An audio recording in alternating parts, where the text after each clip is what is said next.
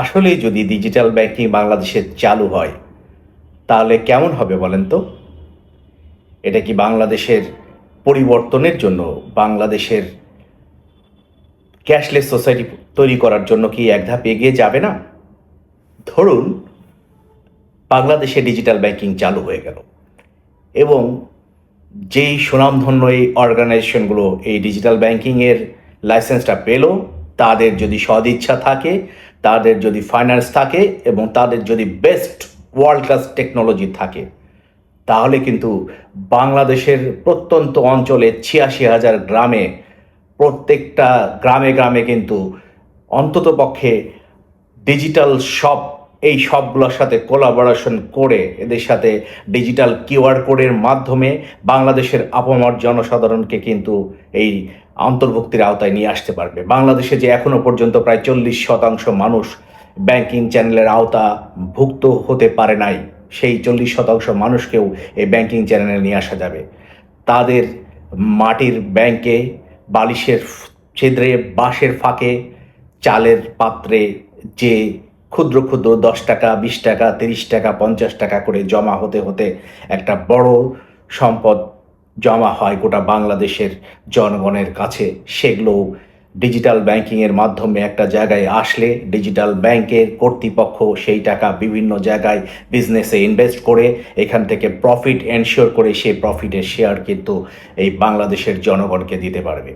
বাংলাদেশের জনগণ এখানে নিজেদের কাছে এই টাকাগুলো না রেখে এই টাকাগুলো ডিজিটাল অন্তর্ভুক্তিতে নিয়ে আসলে তারা কিন্তু বেনিফিটেড হবে, বাংলাদেশও এগিয়ে যাবে, বাংলাদেশও বেনিফিটেড হবে এবং তারা যখন তাদের প্রয়োজন হবে তখন এই টাকাগুলো উত্তোলন করতে পারবে।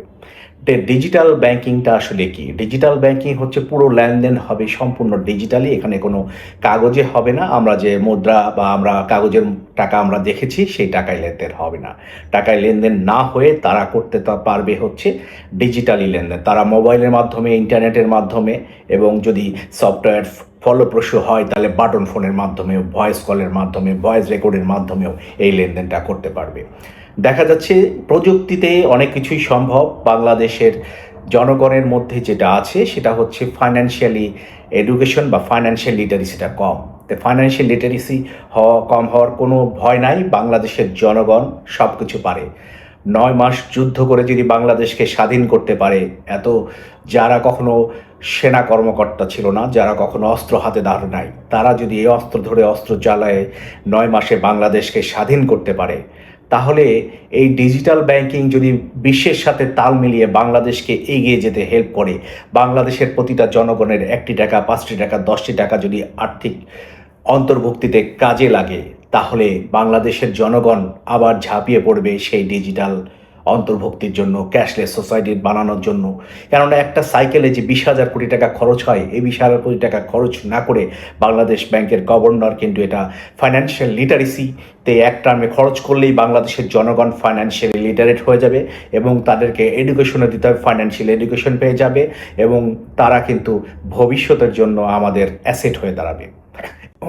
এবং আমাদের যে বাংলাদেশের জনগণ, আমরা জানি অনেক লোক, মাঝে মাঝেই শুনি ৬০ লাখ থেকে ৮৭ লাখ জনগণ এখনো বেকার, তার মধ্যে 80% বেকার হচ্ছে শিক্ষিত।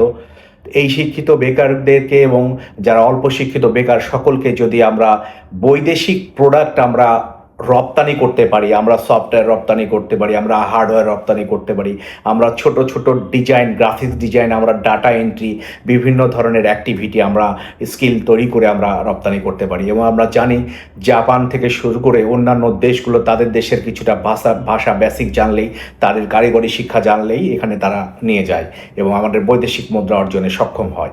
আমাদের জানি যে আমরা কিছু কিছু R&D সেক্টরেও যদি জানি হয়তো বা ঘন্টায় $2 আমাদের ইনকাম হচ্ছে, একটা শ্রমিককে আমরা দিতে পারছি। কিন্তু আমরা যদি এটা ডিজিটালে রূপান্তর করতে পারি, আমরা এটা ঘন্টায় $20 পর্যন্ত আমরা নিয়ে যেতে পারবো, যেটা আমাদের জন্য একটা খুব ভালো ফলপ্রসূ হবে। তাহলে ডিজিটাল ব্যাংকিং সম্বন্ধে আমরা জানি, ডিজিটাল ট্রানজ্যাকশন সম্বন্ধে জানি, সচেতনতা বাড়াই, এখান থেকে যেন কোনো আমাদের হুন্দি থেকে ওটা বন্ধ হবে, সবাই ডিজিটাল করতে পারবে এবং আমরা কিন্তু হচ্ছে জনগণের একে অপরের হেল্প করতে পারবো। ট্রানজ্যাকশন গোটা বাংলাদেশের যে কোনো প্রান্ত থেকে প্রান্তে নিমিষেই হয়ে যাবে, প্রতি সেকেন্ডে ট্রানজ্যাকশন করা সম্ভব।